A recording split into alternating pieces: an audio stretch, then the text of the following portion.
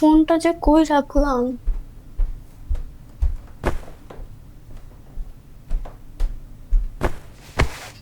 এই যে। গনি, এটা তোমার বন্ধুর ছবি না? এই ছবি? এই ছবির কথা জিজ্ঞেস করো না তো। কেন, ভাই এখন কোথায়?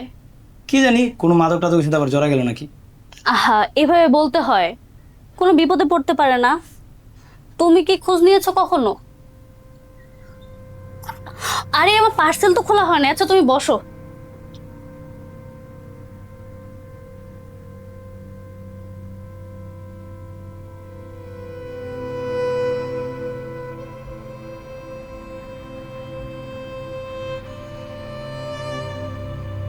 এই শালা ফেসবুকেও নাই। হ্যালো দোস্ত, মেয়েদের নাম্বারটা আছে তোর কাছে? আরে ওর তো কোনো খোঁজ খবর নাই। বাসার ঠিকানাটা মনে হয় আলভির কাছে ছিল। একটু খোঁজ নিয়ে আমার দিতে পারবি? আচ্ছা আমি পাঠাচ্ছি, দাঁড়া তুই ওয়েট কর। ওকে দোস্ত, থ্যাঙ্কস।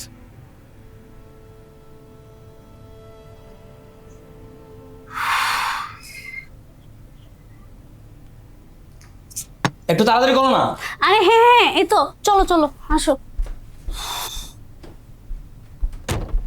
সাবধানে যেও, হ্যাঁ?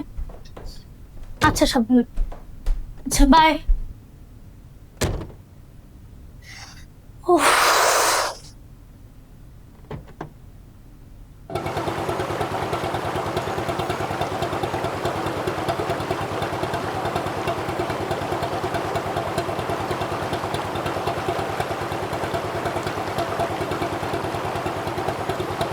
তোমার কথা প্রায় প্রায় বলতো। হাসপাতালে তো অনেক দিনই ছিল, তোমার কথা ভীষণ মনে করতো। আর এইগুলো তোমাকে দিতে বলেছিল, আর বলেছিল ওর অনেক স্বপ্ন আছে, সেই স্বপ্নের কথা তোমাকে বলতে। কি আশ্চর্য বলো, তরতাজা একটা তরুণ বন্দুকের সামনে নিজের বুকটা একদম পেতে দিল। কারো কথা কিন্তু ভাবলো না, কারো কথা ভাবেনি।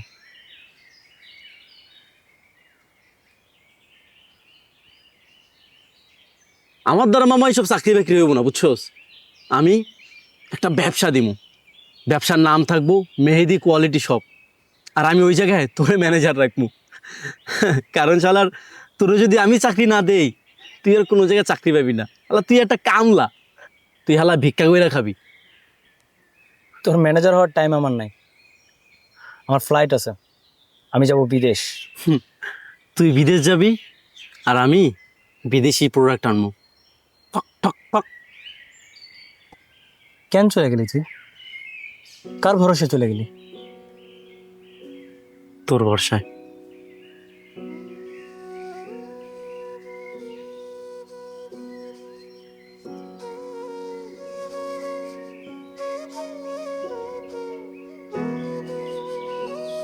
ওনার প্রোডাক্ট তো অনেকদিন হলো চলে আসছে আমাদের ওয়্যার হাউসে, কেউ তো রিসিভ করছে না। কাইন্ডলি আপনারা এসে একটু রিসিভ করবেন। হ্যালো, বাংলাদেশে একটা ব্যবসা দিব, কিসের বিজনেস করবা? মেহেদি কোয়ালিটি শপ। আর ভাইয়ার কোনো খোঁজ খবর পাইছো?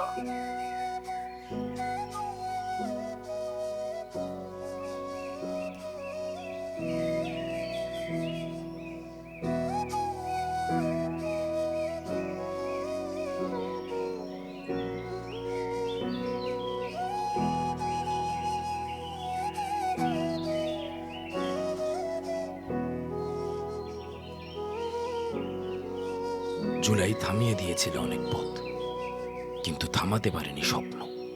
জুলাইয়ের সকল শহীদ ও তাদের স্বপ্নের প্রতি বিনম্র শ্রদ্ধা।